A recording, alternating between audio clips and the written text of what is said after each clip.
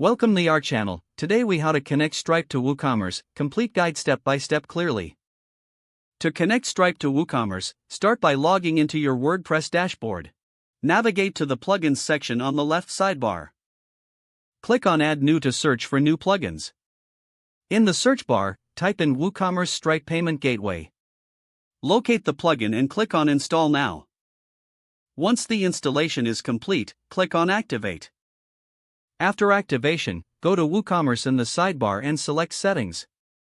On the Settings page, click on the Payments tab. Scroll down to find Stripe and click on it to configure the settings. Enable the Stripe payment option by checking the box. You will see a field for the Stripe API keys. To obtain these keys, log into your Stripe account in a new tab. Once logged in, navigate to the Developers section on the left sidebar.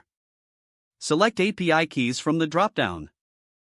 Copy your publishable key and secret key. Return to the WooCommerce Stripe settings page. Paste the publishable key in the appropriate field. Next, paste the secret key in its designated field. You may also configure additional settings such as payment request buttons and webhook settings. If you want to enable test mode, check the box for Enable Test Mode. Save your changes at the bottom of the page. Now, test your Stripe integration by making a purchase through your WooCommerce store. Ensure that the payment successfully processes both in test mode and in live mode. If everything works correctly, you are now set up to accept payment. If the page does not load, refresh the browser or try again in a private or incognito window. Make sure you are using the correct email address, then retype it carefully to avoid small typos.